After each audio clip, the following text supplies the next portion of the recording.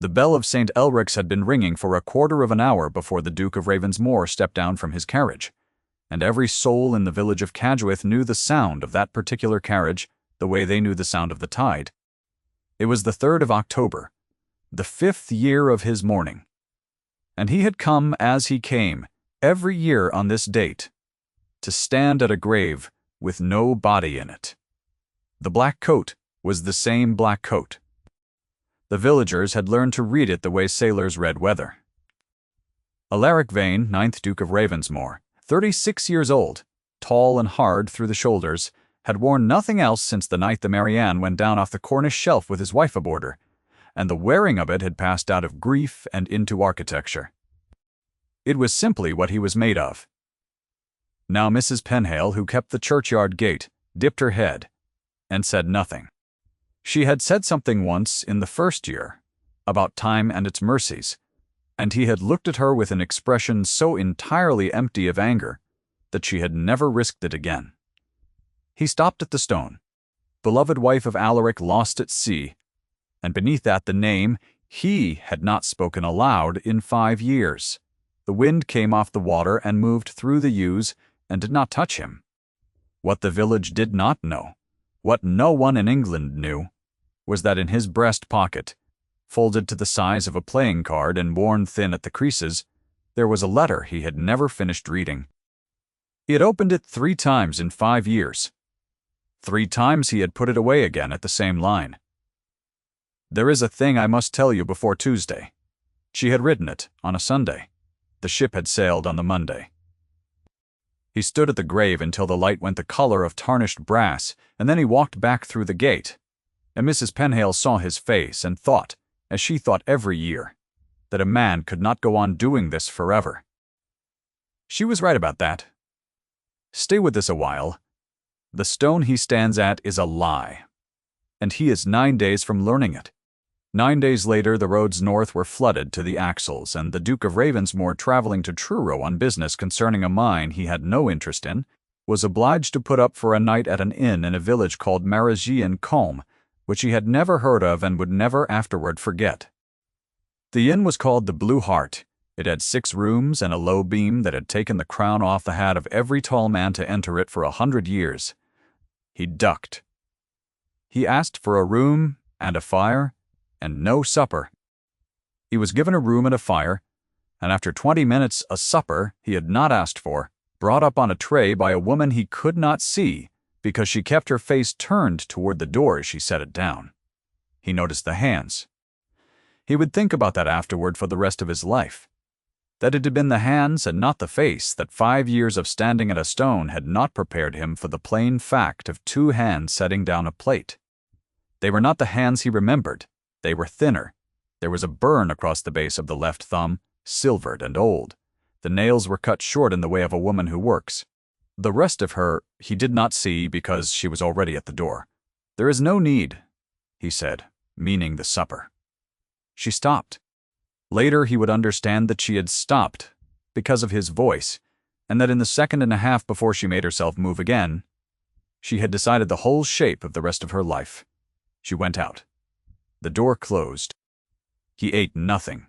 Downstairs, in a scullery that smelled of tallow and wet stone, Rosalind Vane, who for 4 years and 7 months had answered to the name Rose Tregarth, set both hands flat on the table and waited for the room to stop.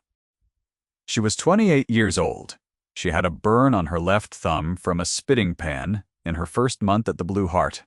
She had a boy asleep upstairs in the eaves, 4 years old, dark-haired, called Jory by everyone in the village, and something else in her own head. And she had built the whole architecture of her survival on one load-bearing certainty.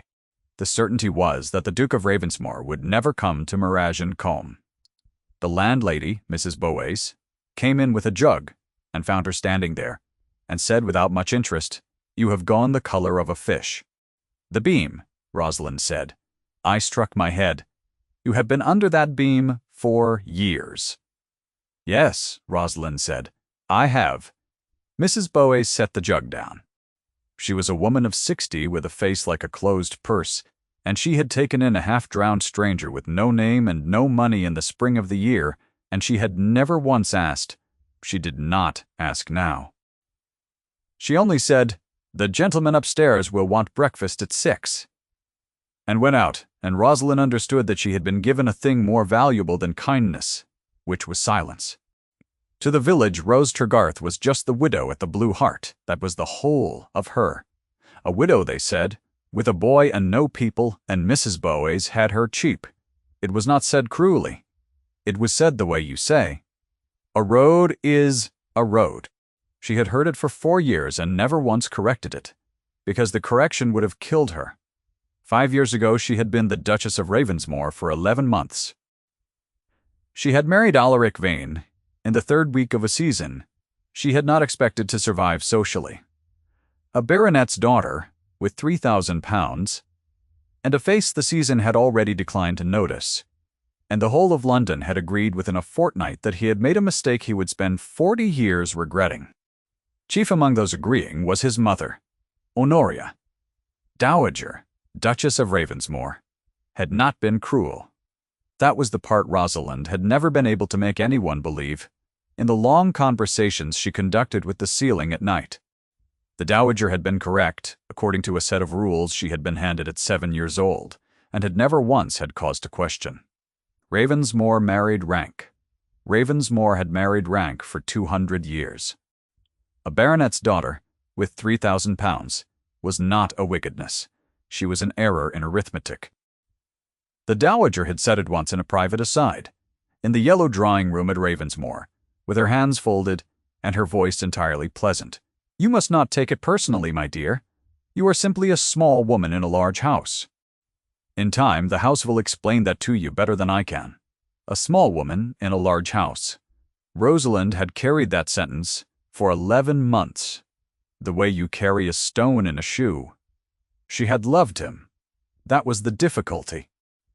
She had loved him from the 2nd week, when he had found her in the library at midnight reading his father's agricultural surveys because she could not sleep, and instead of laughing, he had sat down across the table and asked her what she made of the drainage at Truant.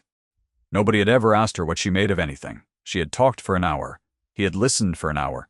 That was the whole of it. That was the entire mechanism of her ruin.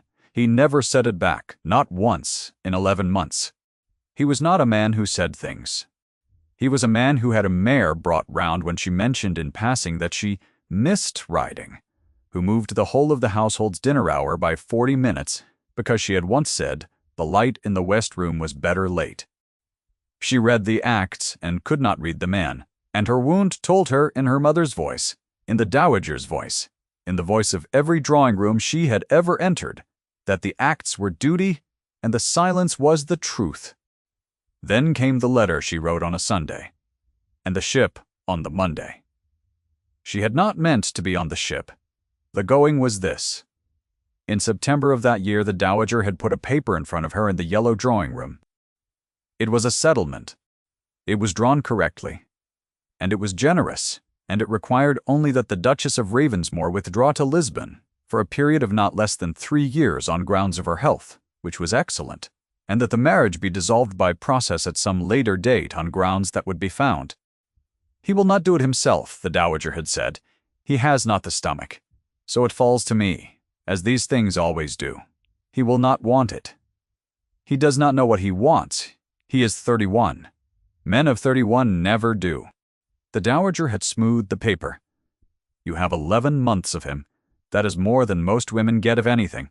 Take the 11 months and the 4,000 a year and go." And Rosalind, who was a coward exactly once in her life, and paid for it for 5 years, had not said no. She had not said yes, either. She had said she would think. And she had gone up to her room and written a letter to her husband that began with the drainage at Truant, because she did not know how to begin with the rest of it. And in the 4th paragraph she had written, "There is a thing I must tell you before Tuesday." And the thing was that she was carrying his child. And the thing was that his mother had offered her 4,000 a year to take the child to Lisbon. And the thing was that she needed him to say one sentence to her, only one, so that she would know whether the mare and the dinner hour had meant anything at all. She sealed it. She left it on his desk. He was in London, and would be back on the Tuesday. On the Monday, The dowager sent a carriage to take her to the Mary Ann at Falmouth, not by force, nothing so vulgar. There was simply a carriage, and a maid packing, and an itinerary, and the enormous soft machinery of a great house moving in a direction. And Rosalind at 23 had stood in the hall and understood that saying no to a house was not the same as saying no to a person. She got in the carriage. She thought that she would get out at Falmouth. I will send for him. She did not get out at Falmouth, because at Falmouth there was the ship, and on the ship there was a cabin, and in the cabin she was very sick for 2 days. And on the third night the wind came round to the southwest and took the Mary Ann onto the manacles and broke her open like an egg. 11 souls were lost. 9 were saved. She was one of the 9, and she came ashore at 3 in the morning on a beach, 11 miles from Marazion-Combe, with her hair full of sand and a child in her body and a piece of information in her head that changed everything. She was dead. That was the information. The Mary Ann had gone down with the Duchess of Ravensmore aboard her, and there was a passenger list, and there were witnesses. By Thursday it would be in the London papers, and she stood on that beach in the dark and saw the whole of it laid out like a hand of cards. If she went back, the dowager would still be there. The house would still be there. There. The offer would still be there, and it would be made again, and it would be made to a woman who now had a child to bargain with. And Rosalind knew with a clarity that came from cold water and no sleep that she would lose that bargain, because she had already lost it once. If she stayed dead, her son would be a nobody in a fishing village. If she went back, her son would be a duke's heir, raised by a woman who had already proved she could be moved. She was 23 years old, and she had been unconscious an hour before, and she made the worst decision of her life for the best reason she had ever had. She walked inland. Now, upstairs at the Blue Hart 5 years later, a man was sitting at a cold supper he had not eaten, and she was in a scullery with her hands flat on a table, and the sentence going through her head over and over was not what will he do. It was that he still wore the black. Mrs. Boways had told her that the first year, apropos of nothing, the whole coast knew. The Duke of Ravensmore wears black for his drowned wife, and goes to the stone in October, and does not speak. It was the sort of thing the coast liked to know about its great men. Rosalind had heard it and gone out to the yard and been sick, because it meant she had read the man wrong. 5 years dead, and he was still wearing it. And if he was still wearing it, then the mare and the dinner hour and the hour across the library table had not been duty at all. And if they had not been duty, then she had drowned a living man to save a child from a house, and she had done it for nothing, and there was no undoing it, and there never would be. She had lived with that for 4 years and 7 months. At 6 in the morning she took up his breakfast, because Mrs. Boways told her to. And there was no version of the world in which she said no. He was at the window. The light was gray and coming off the water, and it made the room look like the inside of a shell. She set the tray on the table and turned. And he said, without turning himself, "Your hands are burnt." "Yes, sir, where?" "The kitchen, sir." "A pan." He turned round. She had 4 years and 7 months of practice at being Rose. Tregarth. She stood with the tray cloth in her fingers and her chin down and her eyes on the middle of his waistcoat, and she was in every visible particular a woman at an inn. Alaric Vane looked at her for the length of 3 breaths. Then he sat down and said, "Thank you. That will do." She went out. She got as far as the landing. She put her back against the wall and stayed there for a long moment with the empty tray against her chest. And downstairs a boy's voice called out for her in the passage, and she closed her eyes. In the room behind her, the Duke of Ravensmore sat looking at a plate of eggs, and did not move for 11 minutes. He had not recognized her. That was the truth of it, and he would have sworn to it in any court in England. The woman who had brought his breakfast was a thin, plain, brown-haired inn-servant of perhaps 30, with a burned hand and a Cornish way of standing, and his wife had been a girl with a straight back and a laugh she kept behind her teeth, and there was nothing whatever between them. He had not recognized her. He simply could not make himself leave the room. He stayed at the Blue Hart 4 days. The roads dried by the second afternoon. The mine at Truro did not require him, and never had. He sent a note ahead postponing, and then another, and Mrs. Bowace drew her own conclusion, which was that the gentleman was ill in some way.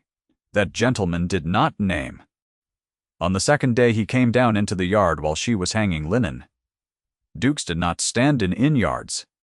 He stood in this one with his hands behind his back, and watched a woman pin a sheet to a line in a wind that wanted the sheet. And when the wind took one corner out of her fingers, he crossed 8 feet of mud in his good boots and caught it and held it while she pinned. Neither of them said anything for the length of the sheet. His hands were 4 inches from hers on the wet linen. She could smell the cold off his coat. Her heartbeat had come up into her throat and was sitting there like a swallowed bird, and she thought with a kind of despair that her body had known him in 1 second flat and had been trying to tell her ever since, and that this was the cruelty of it.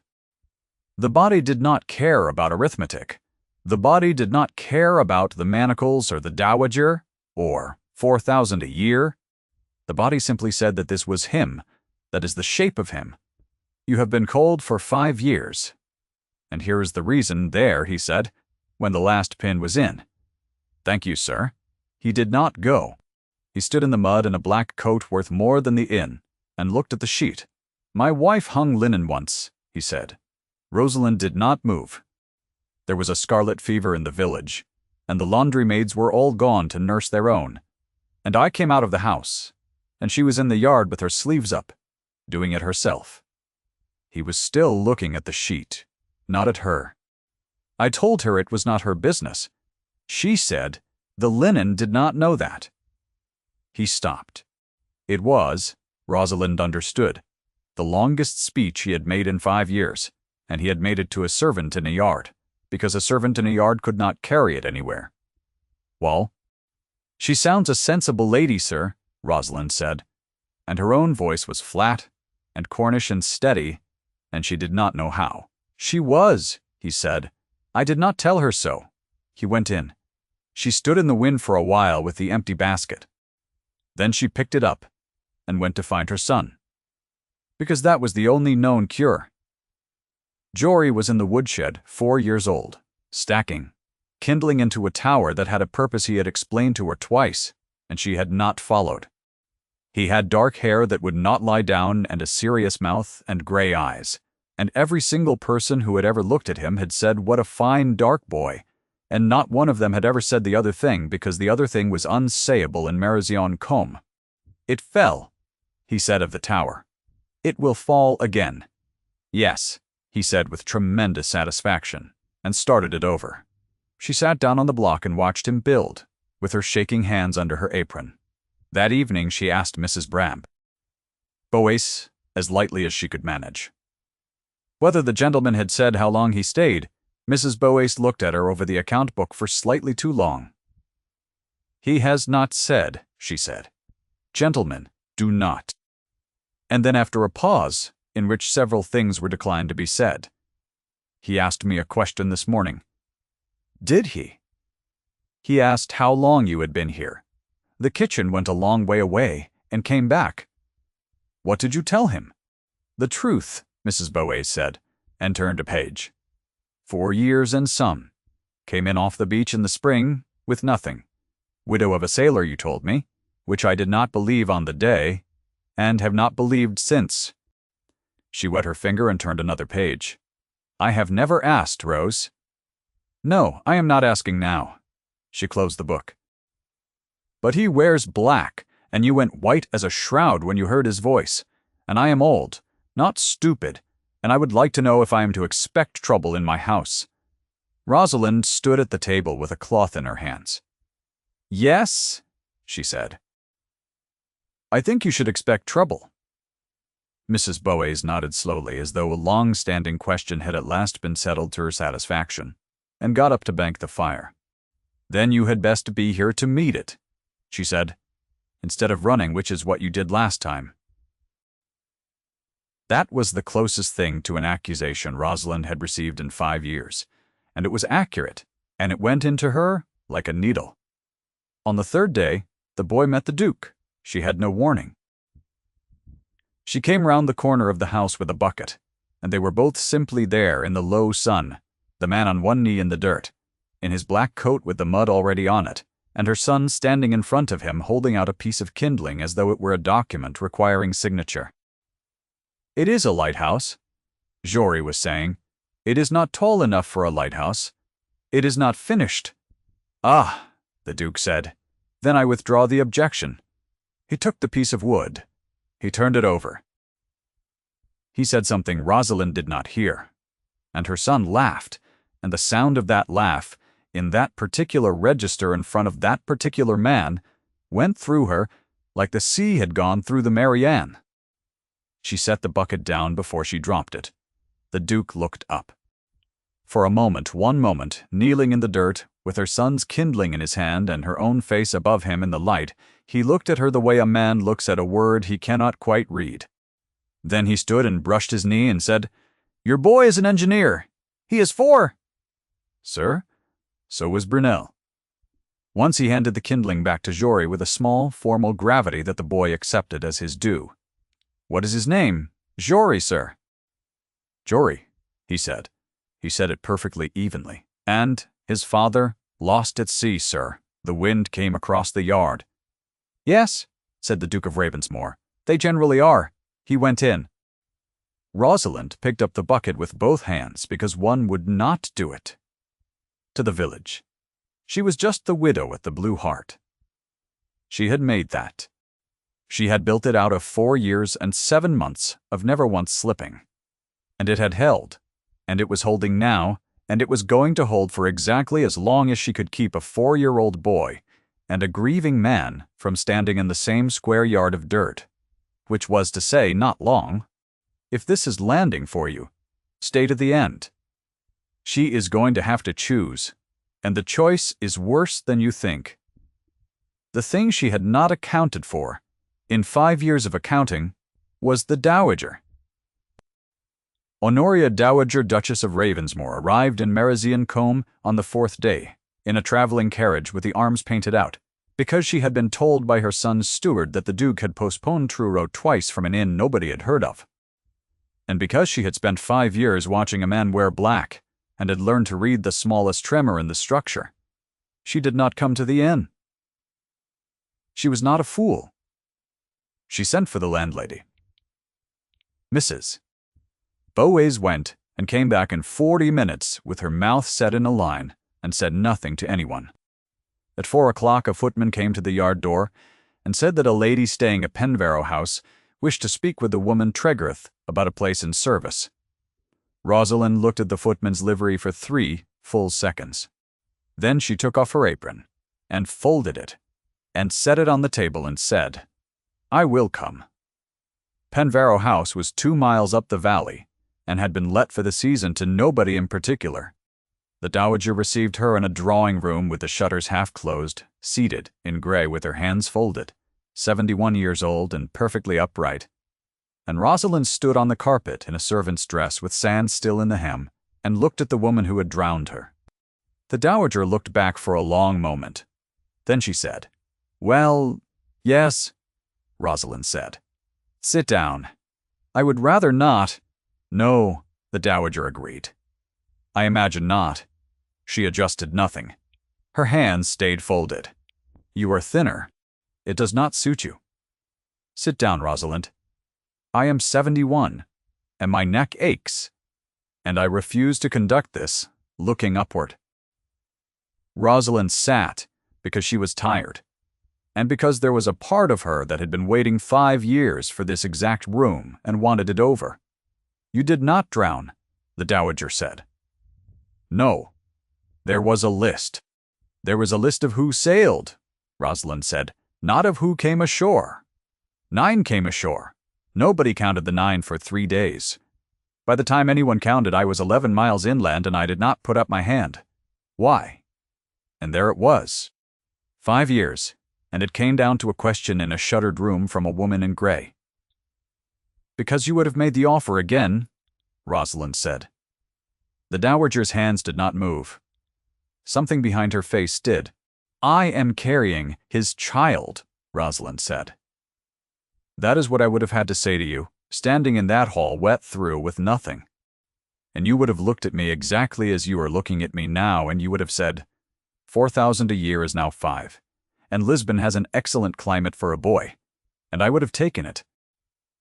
That is the part you do not understand, madam. I would have taken it. I had already not said no to you once. I did not trust myself to not say no to you twice. The clock on the chimney-piece went on with what it was doing. So you took him, the dowager said at last, the heir to Ravensmore, and you put him in a woodshed. I put him somewhere. You could not reach him. There is a difference, and you have never in your life been able to see it. He is a duke's son. He is 4 years old, and he builds lighthouses. He is, said the dowager, and her voice did not rise at all, which was somehow worse. A duke's son, and you have kept him from his father for 4 years, and my son has stood at a stone every October in a coat he has not taken off since, and you are 11 miles away hanging linen. Do not speak to me of what I cannot see. Rosalind sat very still. That was the trouble with the dowager. That was what nobody ever believed about her. She was not wrong. She was simply always right about the wrong thing. And she was right now, and it was the truest sentence anyone had said to Rosalind in 5 years, and it had been said by the person who had made it true. What do you want? Rosalind said. I want what I have always wanted. I want the house to stand. The dowager reached beside her and took up a paper, and Rosalind's whole body knew the shape of it before her eyes did. You may have him back. Do you understand what I am offering you? Not the boy. The boy comes to Ravensmore either way. That is not a thing you can prevent now that I know he exists. I am offering you the man. Walk into that inn tonight and tell him. He will fall on his knees. He is his father's son, and he will fall on his knees, and there will not be a court in England that unmakes it. Then why is there a paper? Because there is always a paper, the dowager said. This one says the boy was born in wedlock in the September following the wreck, that his mother was gravely ill and confined in Cornwall for 4 years, and that the family, in its distress, did not publish. It is a lie. It is a good lie. It is the lie that makes your son the 10th Duke of Ravensmore instead of a bastard in a fishing village, and it costs you nothing but your signature and your silence about a settlement offered in a yellow drawing-room in September of the year 5. Rosalind looked at the paper. And if I do not sign it? Then I will tell my son the truth, said the dowager, which is that his wife stood on a beach and heard she was dead and liked it. Rosalind walked the 2 miles back down the valley in the dark and did not sign anything. She got as far as the bridge and stopped, and stood with both hands on the wet stone of the parapet and looked at the water going under it in the last of the light and understood that the dowager had done the thing she always did, which was to be entirely correct. His wife stood on a beach and heard she was dead, and liked it. That was not true.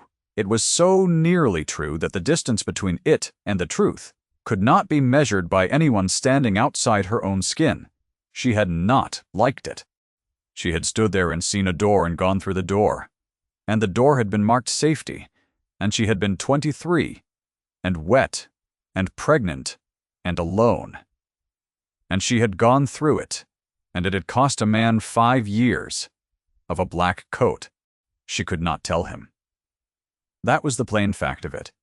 There was no arrangement of English in which a woman said to a man, I let you bury me, and the man survived the sentence.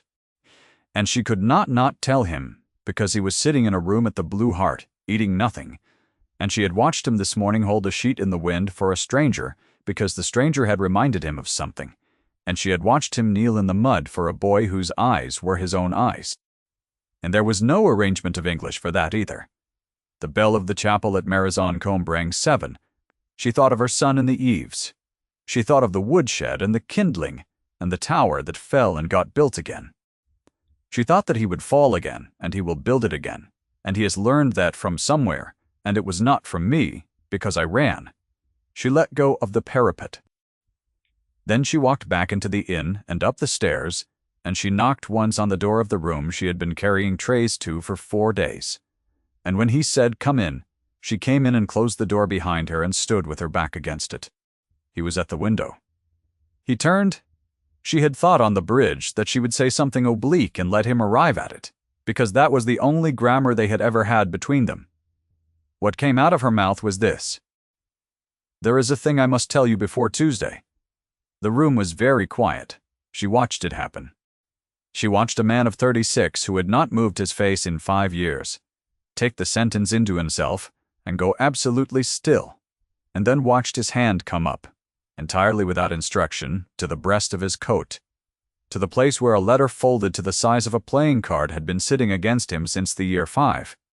He did not say her name. He did not say anything at all. He crossed the room in 4 steps and stopped a foot in front of her, and she stood against the door with her chin up and let him look, and he looked at her the way a man looks at a coastline he has been told does not exist. His hand came up. It stopped 2 inches from her face. It stayed there. It was shaking. She had known this man in a library, at midnight, and at an altar, and across 11 months of dinners, moved 40 minutes late, and she had never once seen any part of him shake. "Say it again," he said. "Alaric." He made a sound she had no name for. He did not touch her. That was the thing. He stood 2 inches away with his hand in the air, and he did not touch her, and she understood with the last piece of her breaking that he was not certain she was solid, and that if he reached and she was not there, he would not survive it a second time. So she reached instead. She took his wrist in both her burned hands and put his palm flat against her own cheek and held it there. He shut his eyes. "You are warm," he said. "Yes." 5 years. "Yes. There is a stone. I know." "I have stood at it," he said, and his voice went and came back.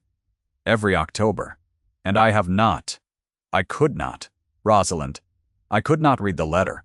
I got to the 4th line and I could not, because there was a thing you were going to tell me and I had already put you in the ground, and if I read it I would have to know what I had lost the chance to hear. And so I carried it. I carried it for 5 years. I have it here. I have it here now." He took it out. His hands would not do it properly. She had to help him unfold it, the two of them standing at the door with their heads together over a piece of paper worn to lint at the creases, and she found the line for him with her thumb, and he read it. And then he read the paragraph under it, which he had never read. He read that his wife had been offered $4,000 a year to go to Lisbon. He read that his wife had been carrying his child. He read the last line, which she had written at 23, in the certainty that it would be answered on the Tuesday. "Tell me only whether you would have chosen me. If you would, I will not go. I do not need you to love me.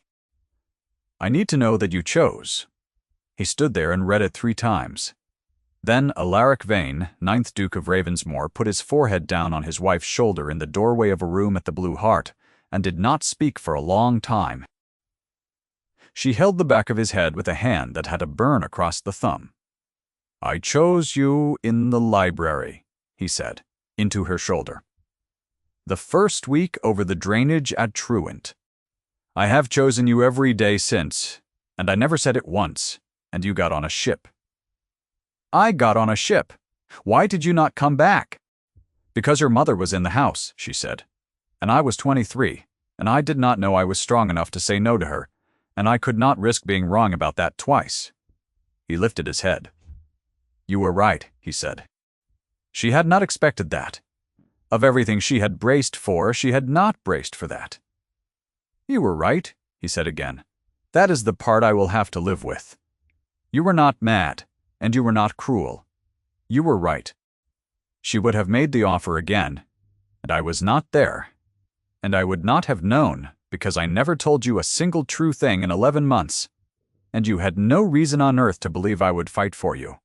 He wiped his face once with the back of his hand briskly as though clearing a window. "I have 5 years of a coat to answer for, and none of it is yours, Alaric. Where is he?" said the Duke of Ravensmore. She took him up the back stairs. Jory was asleep in the eaves under a sloped ceiling, with a candle end on the sill, and the kindling tower rebuilt on the floor beside the bed. The Duke stopped in the doorway. He did not go in. He stood in the low doorway of a servant's attic in a black coat, and looked at his sleeping boy for a long time, and Rosalind stood beside him and watched him do the arithmetic she had already done 10,000 times. 4, he said. He will be 5 in September. September. Yes. He put the flat of his hand against the doorframe, as though the house had moved. What is he called, Jory? She said. The village named him. I called him Alaric in my own head for 4 years and never once out loud. He shut his eyes again. Jory is a good name, he said. Downstairs, the front door of the Blue Hart opened, and Mrs. Boyce's voice said in a tone Rosalind had never heard from her in 4 years and 7 months, Madam, this is a public house. But it is not a public house at 8 in the evening for the likes of you. The Dowager had come. It happened in the low-beamed common room of the Blue Hart, which had a fire and 11 people in it, because the whole village had understood by 4 o'clock that something was occurring and had arranged in the way of villages to be occurring near it. Mrs. Boace stood behind the bar with her arms folded. Mrs. Penhale had come up from Cadgwith on the carrier's cart that afternoon on an errand she would never satisfactorily explain. Old Tremaine was by the fire, who had pulled 9 people off the beach at 3 in the morning in the year 5, and had counted them himself, and had told the excise man there were 9, and had been told there were 8, and had held that grudge for 5 years, the way Cornishmen hold things, and the Dowager Duchess of Ravensmore in the doorway in grey, with a paper in her hand. She looked around the room once. She priced it in a glance. Then she found her son. Alaric, she said, come away. I will explain this to you at Penfarrow, and it will be understood. He came down the last 3 stairs with his wife behind him. Sit down, madam, he said. The Dowager did not sit down. That woman, she said, and her voice was pleasant and pitched, and it went into every corner of the room. Is the widow at the inn here? And she has a boy, and she has told this village a story for 4 years, and she will now tell you a better one. You are grieving, and you are tired, and you are being handled. Come away. The widow at the inn. 3rd time, Rosalind thought, quite clearly. She has said it 3 times in 5 years, and she has never once had to say it to my face until now. She stepped out from behind her husband and stood on the flags of the common room, in a servant's dress with the whole village watching. Tell them the rest, madam, she said. The Dowager's chin came up half an inch. Tell them what is on the paper in your hand, Rosalind said. You brought it here. You would not have brought it here if you did not mean to use it. Read it to them.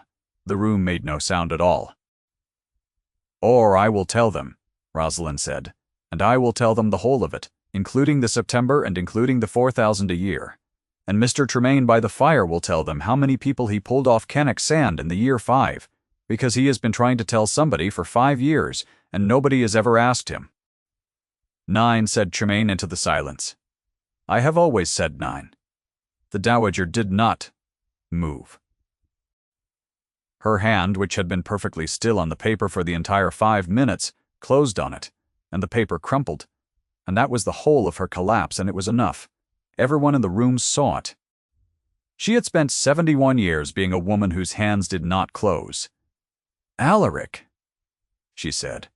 It came out of her differently. Alaric, I did it for the house. I know, he said.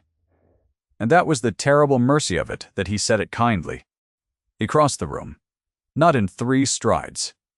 In one long, unhurried walk, past his mother, past the fire, past Mrs. Penhale, who had told him once about time and its mercies, and he stopped in front of a thin, brown-haired woman with a burned hand, and he did the only thing that mattered, which was that he took off the black coat. He took it off in front of 11 people, and laid it over the back of a chair. Then he took his wife's hand, and turned to the room and said, in a voice that was level and not loud, This is my wife. Her son is my son. I will announce it Sunday. Nobody spoke. Mrs. Boace reached under the bar and put a glass on it, which was, in her entire vocabulary, an embrace. The Dowager Duchess of Ravensmore stood in the doorway of a country inn for a moment longer. Then she said to nobody, in the voice of a woman reading a ledger she has just discovered does not balance, The climate in Lisbon is excellent. And she turned, and she went out, and the door closed, and the fire went on burning. She would come to Ravensmoor at Christmas. She would sit at the end of the table and be spoken to, civilly, and would speak civilly back. And once, in the spring, she would be found in the nursery corridor, at an hour when nobody was meant to be in it, standing outside a door, listening to a boy explain a lighthouse. She never signed anything. She never had to. The house stood. The announcement was made on the Sunday in the church at Cadgwith, and half the coast came to look, and the London papers had it by the Thursday, and were very stupid about it for a fortnight. In the third week of that October, on a Tuesday, the Duke of Ravensmoor took his wife and his son down to the churchyard at St. Elric's, because a thing had to be done about the stone. The mason was to come on the Friday. There was no hurry. They went because Rosalind had asked to see it, and Alaric had said nothing for a while, and then said, yes. Jory ran ahead among the ewes the way children run in churchyards, which is to say, entirely without reverence and entirely without harm. And Mrs. Penhale at the gate said, "Good morning, Your Grace." And then, having thought about it for a whole minute, "Good morning, Your Grace," to Rosalind, and went pink to the ears. And Rosalind said good morning back and did not make anything of it. And afterwards Mrs. Penhale told her sister that the new one had a way of not making anything of things. They stood at the stone, beloved wife of Alaric, lost at sea. Rosalind read it and found that she could not feel very much about it, which surprised her, and then found that what she felt was on his side of it, and not hers. 5 Octobers. A man standing in the wind in a coat, saying nothing, to a name. "I am sorry," she said. "Do not." "I am going to say it once," she said, "and then I will not say it again, because you will not let me, and because it will not help. I am sorry. I stood on a beach, and I chose the boy, and I did not choose you, and I would do it again with the information I had. And I have been sorry for 4 years and 7 months every single day." He looked at the stone. "I got a mare brought round," he said, "because you said you missed riding. I know, I moved the dinner hour. I know that too. I knew it at the time. I did not know what it meant." "No," he said, "because I did not tell you. That is the whole of the 5 years. That is all of it. It is not the beach." He put his hands behind his back, which she now understood was the thing he did instead of reaching. "The stone comes up Friday. I have told him plain stone in the wall by the porch. No name. It was never yours. It was mine. I put it there because I needed somewhere to stand." Jory came back through the yews with something in his fist. He held it up to his mother, and it was a scrap of driftwood off the beach path, gray and salt-worn and shaped like nothing at all. "It is a lighthouse," he said. "It is not tall enough," said his father. "It is not finished," said the boy, entirely unbothered, and gave it to him. And the Duke of Ravensmoor turned it over once in his hand and put it in his breast pocket, where a folded letter had lived for 5 years, and where there was now room. They walked back up through the gate together, into a grey Cornish morning, and the boy went first, and the wind came off the water, and it touched them.